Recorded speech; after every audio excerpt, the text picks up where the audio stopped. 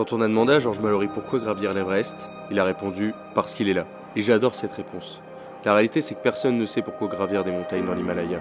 Pourquoi être prêt à mourir pour ses rêves et pourquoi mettre son corps dans les pires conditions qui existent.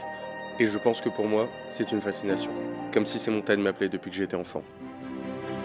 Moi, c'est Lucas Vandenande. J'ai 21 ans, je viens du nord de la France et je suis préparateur militaire pour les futurs engagés. Je crois qu'on peut dire que je suis accro au sport. Je pratique beaucoup de musculation, je me suis mis également à l'escalade. On peut dire aussi que j'adore les sensations fortes et l'adrénaline.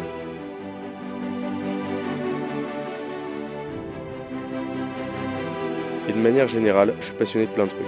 L'aéronautique, l'automobile. Et une chose me passionne depuis que je suis petit, c'est les expéditions dans l'Himalaya. Alors il était temps pour moi de défier les plus hauts sommets du monde. C'est là que l'expédition Bistara est née. L'objectif de l'expédition, le Lobuche Peak, une montagne de 6119 mètres perchée dans l'Himalaya. L'un des 6000 les plus techniques, tout ça sans oxygène, seul avec mon Sherpa. Avant d'atteindre le sommet, un long périple m'attend. Il faudra tout d'abord prendre 2 avions jusque Katmandou, la capitale du Népal, avant de rejoindre l'aéroport de Ramechhap, puis Lukla, considéré comme étant l'aéroport le plus dangereux au monde, afin d'enchaîner sur 13 jours de trek à plus de 2800 mètres d'altitude jusqu'au camp de base de l'Everest. A partir de là, 4 jours d'ascension jusqu'au sommet du Lobuche Peak m'attendent. En tout, 3 semaines d'expédition dangereuse mêlant trek et alpinisme sur un parcours de 198 km et 24 000 mètres de dénivelé. Mais comme vous vous doutez, pour un projet pareil, il fallait se préparer. La préparation a été avant tout physique. Ça faisait à peu près 3 ans que je me préparais physiquement, mais sur la dernière année, on est passé à un gros rythme. 6 séances de musculation et 4 séances de cardio par semaine, sans compter l'escalade. Certaines séances de cardio duraient plus de 3-4 heures sur simulateur d'escalier. La préparation a été aussi technique. Parfois c'était en salle d'escalade, parfois c'était simplement devant ma télé à réviser des nœuds, ou alors simplement à faire et défaire mon sac à dos pour être sûr de l'emplacement de chacun des objets qui pourraient éventuellement me sauver la vie.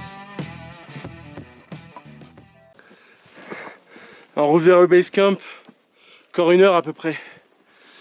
Premier objectif de l'expédition. Ah là là, mon altitude là ça commence à bien taper. Et la première partie était déjà bien difficile. Et voilà. Épuisé.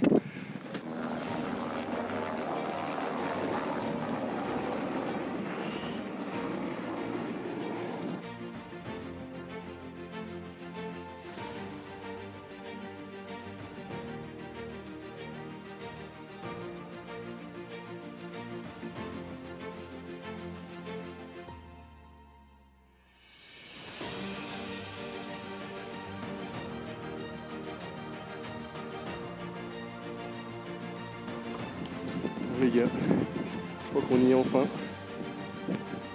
Everest Base Camp, 5364 mètres, au pied du Sagarmatha comme il appelle, l'Everest. Il y a le Lhotse et le Nuptse aussi, incroyable. Il faut faire des plans de tous les campements, parce que là on est en pleine saison d'alpinisme. Donc il y a tous ceux qui vont tenter l'ascension du Lhotse ou de l'Everest, ou du Nuptse aussi. Avec juste derrière nous aussi le Pumori, fin fond de l'Himalaya, au sommet du monde presque. Incroyable. J'ai de l'émotion mais je suis pas encore à bloc parce que je sais que j'ai d'autres objectifs derrière.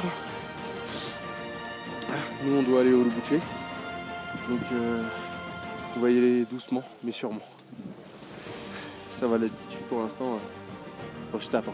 Clairement j'ai l'impression que mon corps n'a qu'une envie, c'est de crever. Chaque organe est pas bien. Mais bon, en vrai dans l'ensemble ça va, il y a des gens qui sont 100 fois pires que moi. Mais là la route, j'ai bien subi. Pourtant il n'y avait pas grand chose, il y avait genre 500 mètres de dénivelé et allez, 6 heures de marche en tout aujourd'hui peut-être, 5-6 heures. J'en ai chié. Putain, c'est incroyable, j'ai du mal à y croire là que j'y suis. C'est absolument fantastique. Regardez ça. Bon, c'est dur. Bah, je vous fais plus la bise. Une grosse bise depuis l'Himalaya. Il faut quand même sacrément être con pour faire ce trek. Peut-être encore un peu plus pour faire le Lobuche Peak, mais bon, c'est pas encore fait ça. Avec beaucoup d'émotion, c'est pour moi le moment de dire au revoir à Durba et de rencontrer Nima, mon Sherpa pour l'ascension. À partir de maintenant, les choses sérieuses commencent. On quitte le peu de confort qu'on avait pour commencer l'alpinisme. Maintenant, tout va devenir difficile. Il n'y aura plus de communication ou de sauvetage possible, les nuits seront en tente, l'eau sera grise car on fait fondre de la neige et la respiration sera de plus en plus difficile.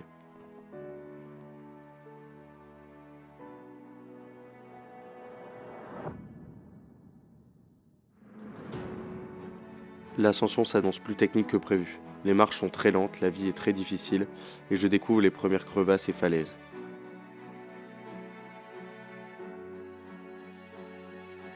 Je profite de la vue sublime du camp d'altitude, mais le stress commence à augmenter.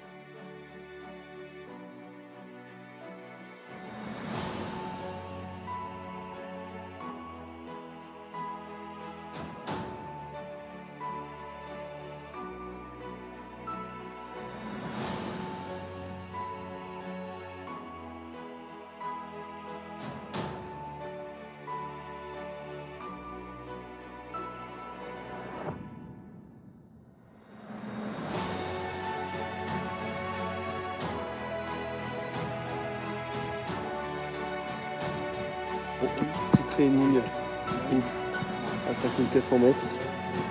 Voilà, on a enfilé le baudrier et tout ça. Et là on va commencer un petit peu à bosser techniquement. Parce que surtout ça va être très très chaud. Parce qu'il y a pas mal de glace et tout. Donc on va bien avoir besoin. On vient de finir la session de training. Incroyable, excellent. J'espère que ça sera aussi bien demain. J'ai un peu des doutes mais bon. Regardez ça. C'est d'arriver au sommet. Mais là c'est bien là. En fait on se rend compte qu'on sort un peu du trekking et qu'il va y avoir quand même du vrai alpinisme. Ça va bien grimper. Et on va essayer de prendre du plaisir. Parce que s'il y a du plaisir, tout va bien se passer. Dans tous les cas je vais subir. Mais ça peut bien se passer et ça peut être un vrai kiff. Putain. J'ai pas de miroir depuis 3 semaines, là je me vois avec une barbe. C'est bizarre. Mais bon, on va vite raser ça en rentrant. Wow. Bon, j'ai toujours du mal à croire ce que je suis en train de faire, hein. Mais bon, on va le faire. On va le faire, ça va être incroyable. Ah, et sinon, je crois qu'ils ont prévu un ressenti à peu près de -30 cette nuit.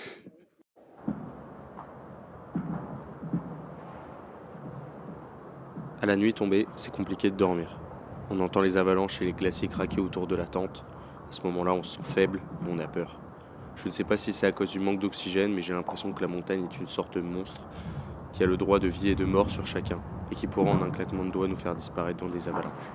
Mais cette peur est une bonne chose, car c'est une réalité. Il faut aborder la montagne avec beaucoup d'humilité et de respect, car c'est toujours elle qui choisit. Cela fait des semaines que chaque soir je doute de moi, et le sommet de cette montagne me paraît impossible. Pourtant, sur ce dernier jour, quand je me réveille, j'ai le sentiment que je vais réussir. Ma détermination est extrême, et c'est parti pour le Summit Push.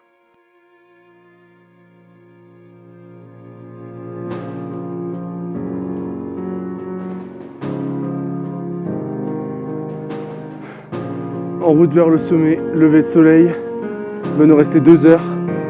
Pour l'instant, ça va très bien. Le cœur commence à s'accélérer. La respiration devient difficile. Mais tout se passe bien.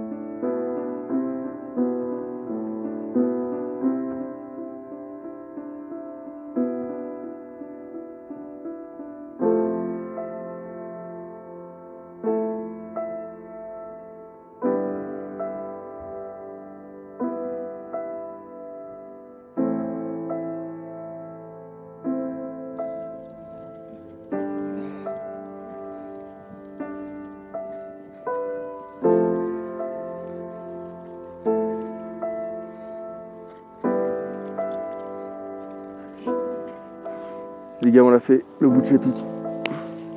Regardez-moi cette vue. Incroyable. J'ai eu tellement de doutes, j'ai tellement cru que j'allais pas être capable. Finalement, je l'ai fait. C'est incroyable. J'arrive pas du tout à réaliser.